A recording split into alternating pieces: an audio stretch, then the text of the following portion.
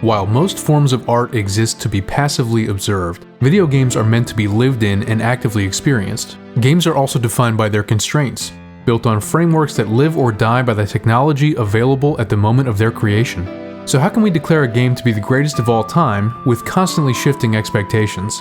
And I do mean other than looking at the top 10 list from GameFAQs and saying Chrono Trigger because it's listed twice. In my opinion, there are dozens of games which have a legitimate claim to being called the greatest ever made. While I can't give you a singular answer, I can certainly make the case.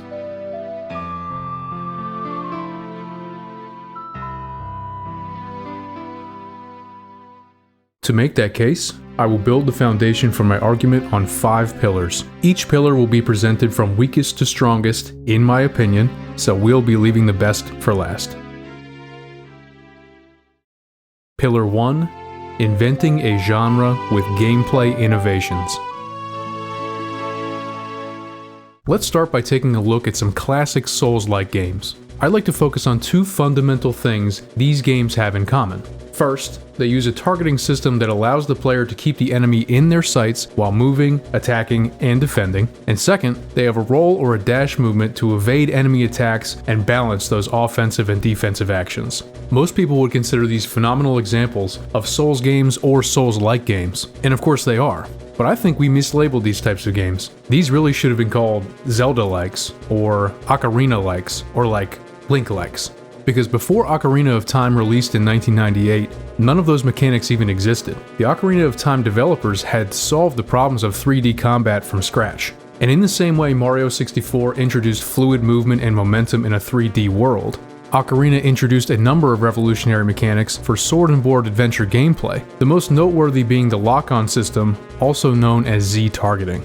It is amazing how well the combat in the game holds up today, primarily due to the aforementioned Z-targeting, combined with dynamic usage of weapons like the bow, hookshot, and boomerang through player-controlled C-button mappings. Link wields a hell of an arsenal, and having 4 weapons available at the touch of a button is impressive even by today's standards. The combat system is responsive, it is easy to use, and the available creativity makes every dungeon and every encounter feel unique. There is a reason Ocarina of Time is so well respected by casual players, challenge runners, and speedrunners alike. Because the gameplay was not only revolutionary for the time, but it's just rock solid at its foundation. I mean, let's ignore all the insane ways the speedrunners break the game, and you get my point. The bow snaps with a satisfying twang when you fire it. The boomerang bends around obstacles and whips distant objects back to Link. The hookshot is just so fun to use, both as a weapon and as a movement ability and puzzle solver. Link backflips with a and you can counter-strike with the jumping attack with a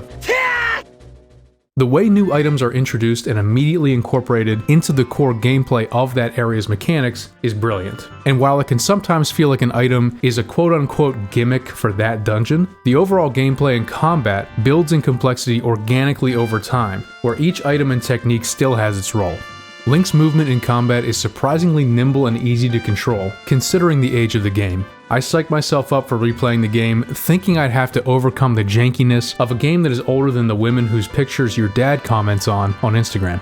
But I was pleasantly surprised, unlike those women on Instagram. Ocarina didn't just invent Z-targeting, it invented that entire combat loop. That same loop that can be found in the DNA of every boss fight from Goma to Artorias to Melania, Blade of Miquella. While there is a certain level of clunkiness, the combat truly does hold up to this day. I was enjoying basic enemy encounters and swapping weapons on the fly without giving it a second thought. Even in so-called low points, like inside Lord Jabu Jabu, I found myself having a blast, boomeranging those phallic things sloshing around from the ceiling and backflipping or sidestepping their flopping slams. Because the core gameplay is just so damn fun. Those tight mechanics and innovative gameplay led to an entire genre of video games.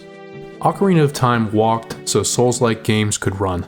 Although it also ran quite well, so I guess they all were running if you really think about it. Pillar 2. Dungeon crawling done right.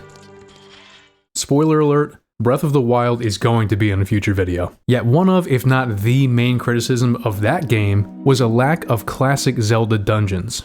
And what that criticism really means is, hey man, where are the dungeons like the ones they had in Ocarina of Time? And before anyone crucifies me, there were brilliant dungeons in Majora's Mask, Twilight Princess, and Skyward Sword 2. But this one came first for the 3D games. Please leave me alone, don't kill me, thanks, love you. The Forest Temple embodies everything magical about the game's dungeons, and serves as an introduction to the more challenging adult dungeons in the latter sections of the game. There is a gravity to the sacred forest meadow at the edge of the Lost Woods, guiding us towards the temple. Listen to the haunting score creep in as we enter this corrupted and ancient temple. The echoes of Eastern rattles. The ethereal synth that layers above it. Almost like the lamenting of long-forgotten spirits. The strings fade in with the sharp and stinging melody,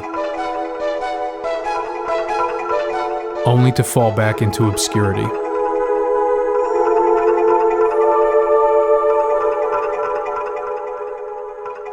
Then the vocals, offbeat chanting from an unknown source. The track seems to almost bleed from the ivy-covered walls of the temple. And that's just our introduction. Someone's gotta set the tone out there, boys. Someone's gotta fucking set it. The Forest Temple is a triumph in puzzle box game design, wherein each room acts as its isolated puzzle, but never apart from the larger progression within the temple. Each small key opens a new door. Each flipped switch allows for a fresh access point. The twisting corridors unfurl themselves at the shot of Link's bow, flipping rooms on end. Speaking of which, the fairy bow is this dungeon's key acquisition, something that Link utilizes throughout the remainder of the playthrough. And the Forest Temple is a shining example of something Ocarina of Time does exceptionally well, introducing new combat options. We receive a new mechanic or combat weapon, in this case, a bow. The subsequent rooms are designed to ease the player into the use of the bow, using switches as puzzles. Then the game throws in enemies who are susceptible to arrows, not always forcing the player to adapt through brute force, though this does happen, but naturally leading them there through thoughtful game design. The Forest Temple climaxes with the boss fight against Phantom Ganon, himself a brilliant boss design. The player uses bows to damage and stun the projection of Ganon, who can then be defeated by being Wii tennised to death. Without a lengthy tutorial or much ado, the player has gone through the paces with the bow in the Forest Temple and is ready to naturally fold the weapon into their remaining adventures. Now when it comes to dungeon crawling, let's briefly touch on the soaking wet elephant in the room, the Water Temple.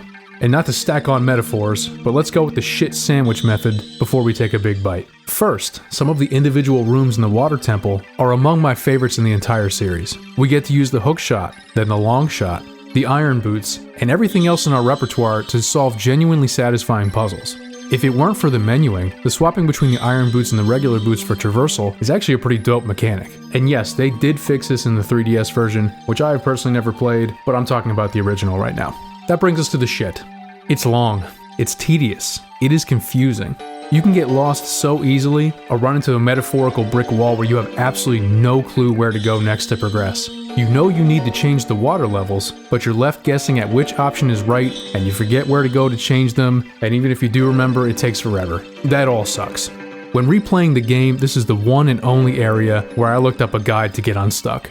If you are playing through the Water Temple in the year of our Lord 2026, you either have this thing memorized or you're playing with a guide. If you are out there raw dogging the Water Temple in this economy, bless your heart. Oh, and the boss sucks. At least it's easy though.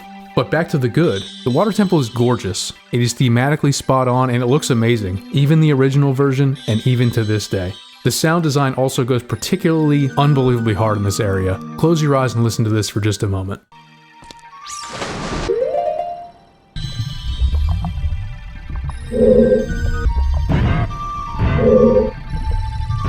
Finally, Dark Link is maybe the coolest fight in the entire game. Best? No. Coolest though? I'd reckon he is. After I beat the Water Temple, I was pretty frustrated, so I went across the way and wanted to blow off some steam by doing a little fishing. I immediately hooked the biggest fish in the pond, and it jumped the hook about 1 millimeter from my face. So let's just move on. The Deku Tree, the first real dungeon of the game, is deeply atmospheric.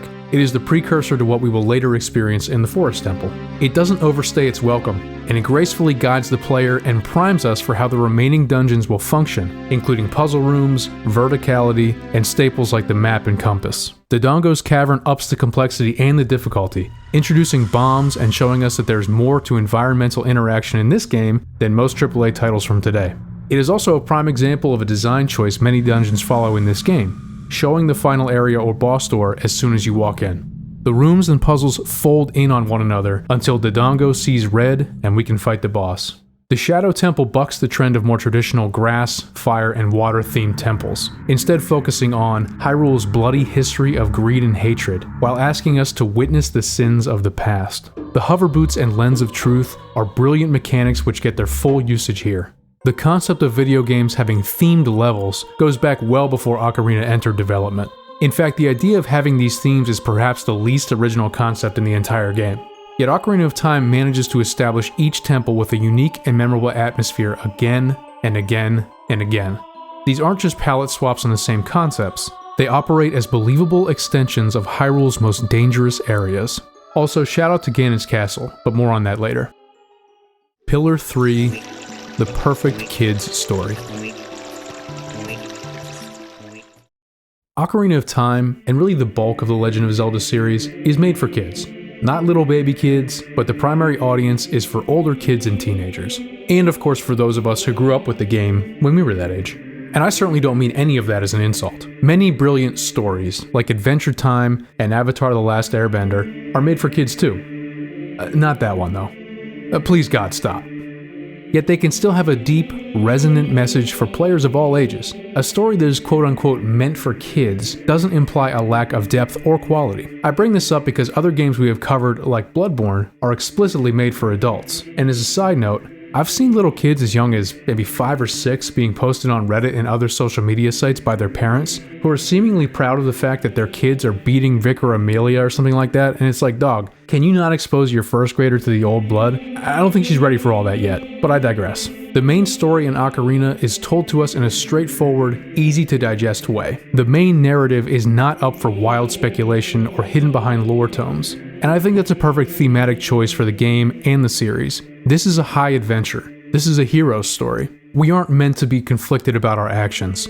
We're supposed to be more like, fuck yeah, this is awesome, I just got a hammer that obliterates boulders, and a hookshot that lets me fly through the air in a pirate fortress. Yet the game respects the player enough, regardless of age, to show them death and loss without flinching. And when we save the princess, we realize she doesn't need saving. In fact, it has been her who has helped us at every step of our journey as adult Link. Of course, semantics aside, we save her in the end, but you get my point. The first act of the game as Child Link is amazing, and it does have moments of sincere sorrow, like the death of the Deku Tree, yet the tone remains hopeful and somewhat lighthearted. This is at its core an adventure, and the world remains bright. Only whispers of Ganondorf's evil are felt through the corrupting forces of the Deku Tree, the Dodongo's Cavern, and Jabu Jabu's strange inhabitants. The rest of the world remains, for lack of a better word, normal. Link's world as a child is dangerous to be sure, but even the somber moments have an air of hope, of light. Then we hit the scene where Impa and Princess Zelda are being chased from the castle by Ganondorf, who is now openly proclaiming himself to be the new ruler of Hyrule. We rush to the Temple of Time, where the gravity of the situation truly sets in. For that time, especially playing as a young kid in the 90s, this was about as mind-blowing as games could get. And though I do have nostalgia glasses on a bit, these moments still hold up. When Link pulls the Master Sword from the Temple of Time, we fly forward 7 years, from about age 10 to about age 17, where the weight of the world is thrust onto our shoulders. The once thriving greenery around the Temple of Time is now dead and rotting on fossilized branches. The castle courtyard, the one that was filled with life, dancing, and music 7 years earlier, is swarming with zombies. The Night Guard, who once encouraged us to break pots to alleviate his boredom, is now a ghost salesman. He relishes in the downfall of Hyrule, as it is good for his morbid business venture. Link can revisit his hometown of Kokiri to see that people have remained largely unchanged. Link has outgrown his peers in a way that is alienating. They don't recognize him anymore, and the fact that he never belonged is brought back into crystal focus. Then we travel to Kakariko Village and see the darkness has not yet spread to all areas of the world. At least it has not yet overtaken them. The town remains bustling and active. And we get a sense for a world that is still worth saving. We can also choose to reverse the hands of time and go back to our child selves. This touches on the idea of psychological regression to childhood, a common response to stress and traumatic events. And I should actually amend that previous section, because going back isn't a choice, it is an essential game mechanic.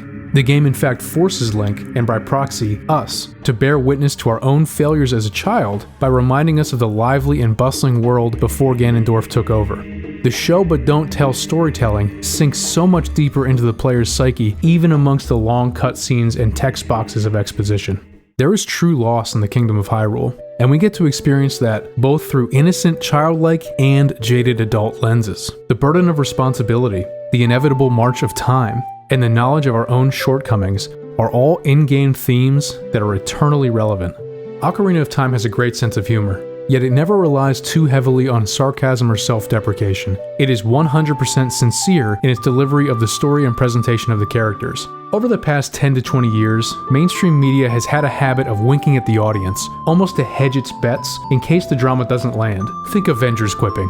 Great storytelling does not need to rely on such hedging, and neither does Ocarina of Time. This sincerity lends a heavy weight to the dramatic story beats, especially when the polygonal models may not hold up their end of the bargain. Yet the story's insistence that yes, this is a real world, and yes, this really does matter, coupled with Koji Kondo's score and the mostly excellent writing and localizations, allow the cutscenes to hold up. This isn't a hopeless fight.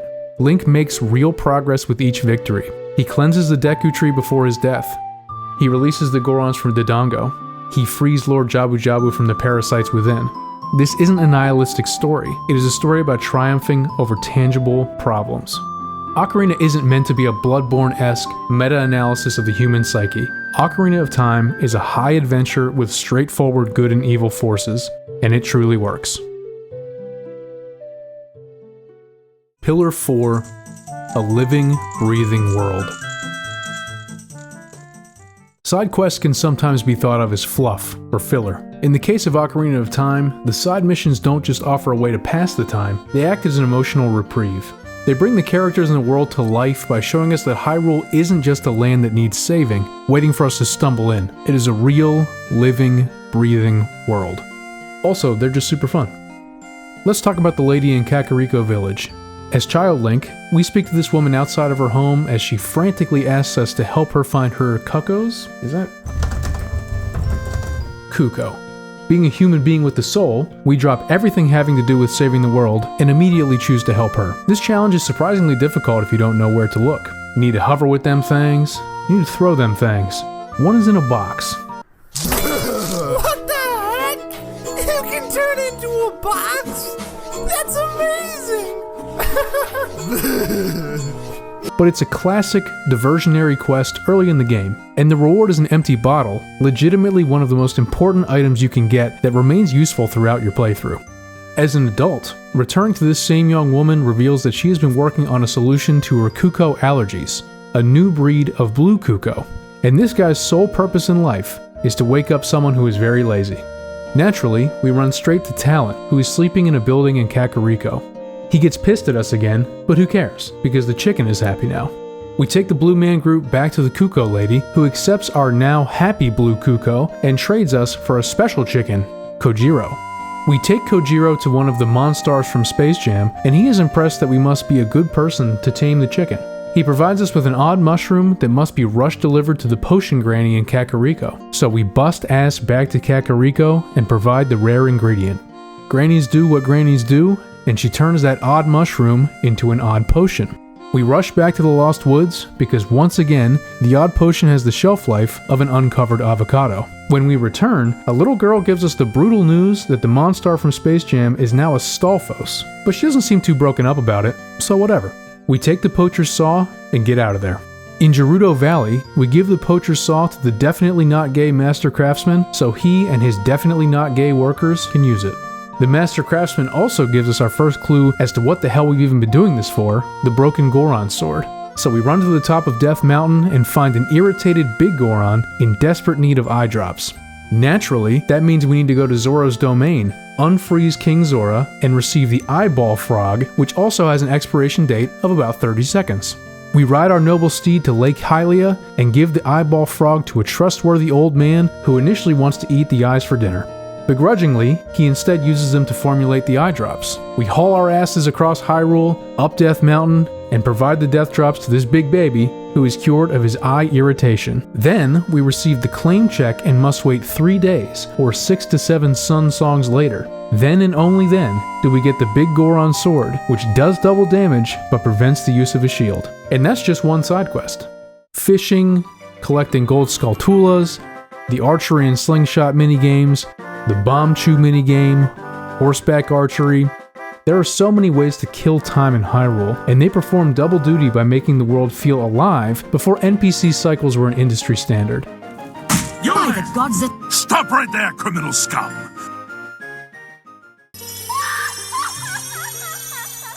Honorable mention, critical reception. I debated talking about this at all, but how can we ignore the fact that Ocarina of Time is almost certainly the most well-reviewed game of all time? Even in a world where game critics are more hated than a Dark Souls 2 hitbox, that has to mean something. Now bear with me as a brother makes a baseball analogy, and please don't click away from the video, I promise it'll be quick and painless. Ocarina of Time is the Babe Ruth of video games. We see all these lists of records, and we look at the top 10 lists, and it's like, whoa, there's some great games on here. And you just kind of skip over the fact that Ocarina of Time is listed as number 1 or maybe in the top 5, as if it existed before time was known to man and has always been number 1 on GameFAQs, like they just hard-coded it in there when they built the website. So we subconsciously ignore it in the same way baseball fans might subconsciously ignore the fact that Babe Ruth is still the career leader in slugging percentage, OPS, and wins above replacement, often shortened to WAR. Not to mention the dozens of records he held at the time of his retirement and the major categories for which he remains in the top 3 to this day, like home runs, walks, on-base percentage, and RBIs. But Babe Ruth really did those things between eating hot dogs and chewing Red Man, and the development team actually did have to make Ocarina of Time as polished and fleshed out as it is. The review scores are that high for a reason. Famously, Ocarina was the first game to receive a perfect 40 out of 40 from well-respected Japanese gaming magazine Famitsu. It also earned the first ever perfect 10 out of 10 from once well-respected IGN. Ocarina of Time holds the highest Metacritic score for any video game ever with a 99 out of 100. For an aggregate score, that is absurd. We can talk about how well the game holds up today, and it does, but just read a review as someone who played it for the first time in 1998. As one of those people, I can tell you unequivocally that it blew people's minds. Honorable mention. Ganon's castle is actually pretty sick. I had this script mostly written as I was replaying through the game, but I had not yet gone through Ganon's castle, and honestly I didn't remember it very well. I'm not sure what the consensus is here. I intentionally try to avoid forum posts and videos on the subject I'm covering for that exact reason, but I loved it. The breaking the barrier sections distill down the dungeons and areas you have endured to that point, utilizing all the gear you acquire throughout your journey. I don't think the puzzles themselves need to be the most memorable, and they aren't, but it feels amazing to put all the pieces together and get a sense for just how strong you have become. The barrier section feels like a microcosm of the entire world condensed into one final trial. Then you break the barriers and enter the heart of the castle, and that's where it really starts to rock the shit. The mood is just perfect. Dark but alive. Ominous but electric. Playtime's over. The fights here are perfect because they are dangerous, but you feel in control and you feel powerful, having defeated these enemies before. I got absolutely dog-walked by these dudes early in my playthrough, and they earned my full attention here, but this time I was able to no-hit them. That doesn't mean it was easy, but I felt like I had earned that victory through the skill I had attained through playing the game. The carpeted, winding staircase climbing ever higher toward the inevitable set the tone of foreboding that is necessary before an evil final boss. The adventure of Ocarina of Time feels like it truly starts when you burst out into Hyrule Field and hear that triumphant score. It takes you through legitimate challenges, frustrations, and character growth. We aren't the same Link who set off 7 years ago, and everything about Ganon's castle screams, it's time to finish this epic story. Pillar 5, you knew it was going to be the music. Koji Kondo is one of the most prolific music composers of all time, and I will die on that hill. His credits include Punch-Out!, Super Mario Bros. 1, 2, and 3, Super Mario World, Super Mario 64, Super Mario Sunshine, Super Mario Galaxy, The Legend of Zelda, The Legend of Zelda: Link to the Past, Ocarina of Time, Majora's Mask, Wind Waker, Skyward Sword, Star Fox, and the Super Smash Bros. Games. And those are just the highlights, I trimmed that down. And with the possible exception of the original track for Super Mario Bros., or perhaps the original overworld theme for the OG Legend of Zelda, I would argue that the music from Ocarina of Time is his most iconic work. And those are tracks that just regular people on the street have heard before, regardless of whether they played any of the games. Not only is the music brilliant on its own, but there are two key features of the music in this game that stand out. You play the music yourself. This connection to the player deepens the experience of the musical score and also draws the music out from the background and into a diegetic experience. In other words, the characters in the world are hearing the music just like we, the players, are. And due to this choice to have the main themes be played by Link on his ocarina, every learnable song is limited to only the notes available through A, down, left, right, and up on the C buttons. That is of course 5 notes, but it's really only 4, as the lowest and highest notes form at the octave of a scale. And from this limited toolkit, Kondo composed one of the most recognizable, memorable, and thematically on-point scores ever written. And we didn't just listen to the songs, we performed them. It starts with the opening theme, a beautiful melody that shows Kondo's full range when not constrained to the 5 notes of the ocarina. After all these years, it still feels like coming back home.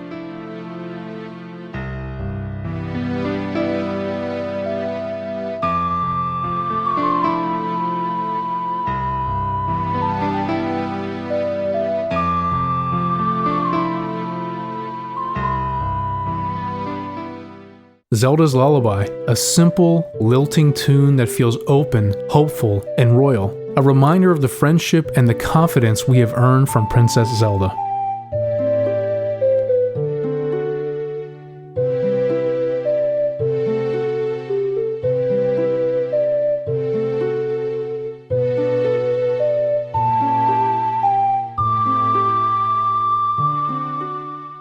The Song of Time or the Temple of Time, the heavy first beat and the lightning feel, then another heavy downbeat and pulsing clarity, the cadence and weight perfectly mimicking the feel of the relentless yet ethereal flow of time.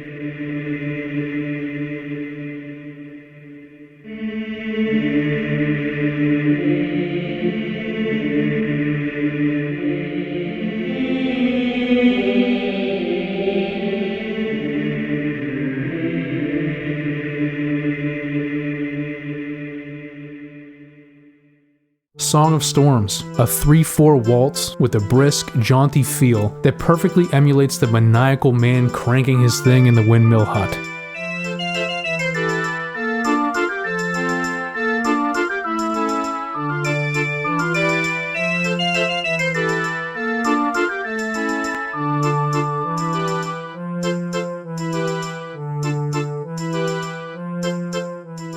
I could list every single track and talk about them for days, but let's end on one more classic. Gerudo Valley. I'm not sure I even need to describe what makes this one special. Let's just listen.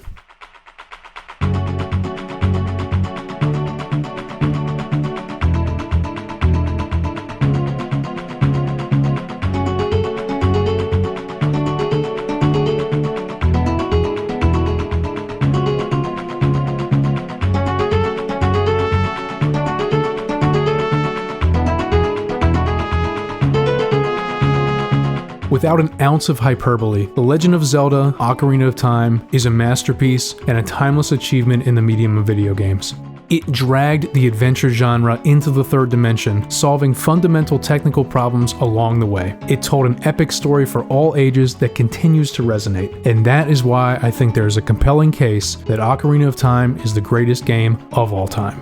What games would you like to see us cover next? Let us know by replying to the pinned comment below. Folks, we are painfully close to 1,000 subs, and memberships are officially live. Liking, hyping, and subscribing are always the best options to show support for free and are greatly appreciated, but a special thank you for our first channel members for helping us take that next step.